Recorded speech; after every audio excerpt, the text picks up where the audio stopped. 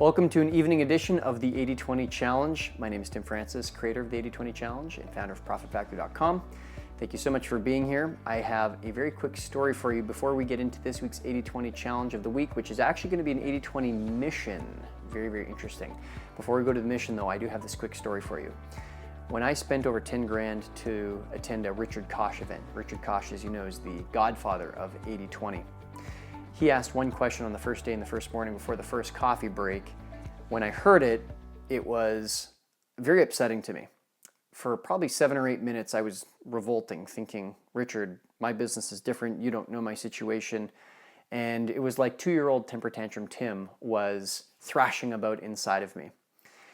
And then I hit this point where I realized Richard's net worth at the time, over $300 million. I had personally spent over $10,000 to be there. If there was ever a time for me to stop pouting or resisting a question and just be open to it, just play ball, see what comes of it, that was the moment. Because if I wasn't willing to be open after I'd spent money to participate in this seminar put on by Richard Koch and Perry Marshall, then I might as well just fly home. And so this next question I'm going to ask you, your 80/20 mission for this week, is actually probably going to be a little bit tough for you as well. And I encourage you, just like I went through, is if the temper tantrum comes up, that's okay. But also just tell yourself, hey, let's play ball with this question and let's see what comes of it. You've paid to be part of this program.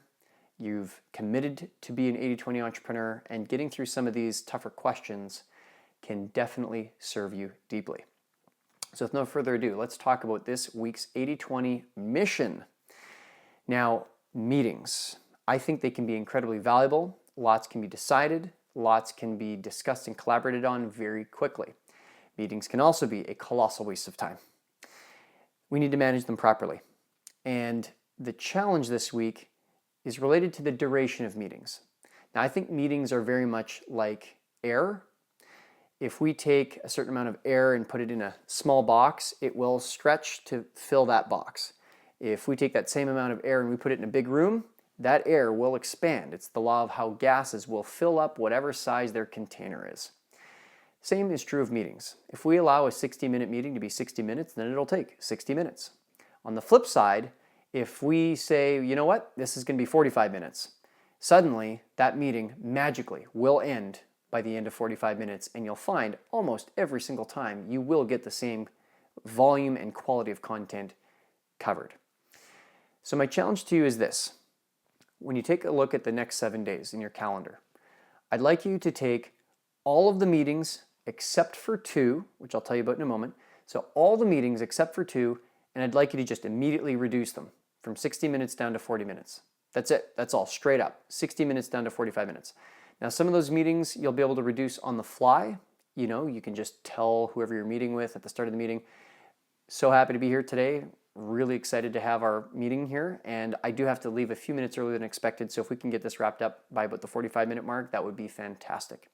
And you'll see that almost nobody will give you resistance on that whatsoever. If you have a half-hour meeting scheduled, scale that back to 20 to 25 minutes. And you'll find exactly the same thing, pretty much no resistance whatsoever. Now, if you are a consultant or someone who bills by the hour and you can't without losing revenue, that's okay. But I instead would like you to cut down your day by about 20% or so and see if you can compress what you would normally do simply with one fewer hour of work or a couple hours of work, depending on how many hours you work in a day. Now, I mentioned all of your meetings except for 2.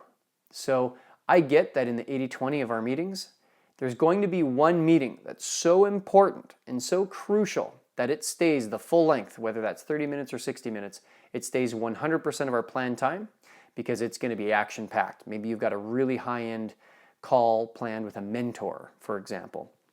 In that case, that meeting you're allowed to keep exactly the same. That leaves us with one last meeting in your calendar, and that meeting I would like you, because it's the bottom 20%, to either cancel it altogether or postpone it at least 30 days. That way it is out of your calendar altogether.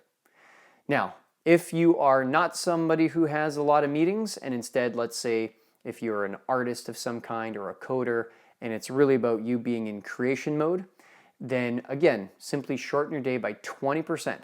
And it's just an experiment for just 1 week. And at the end of it, I'd like you to take a step back and think about how your week has gone. And I think you'll find that you'll actually feel better with shorter, punchier meetings. This is Tim Francis from the 80/20 Challenge and ProfitFactory.com. That is your 80/20 Challenge mission of the week, and I'm so excited to see what your results are. See you in the group.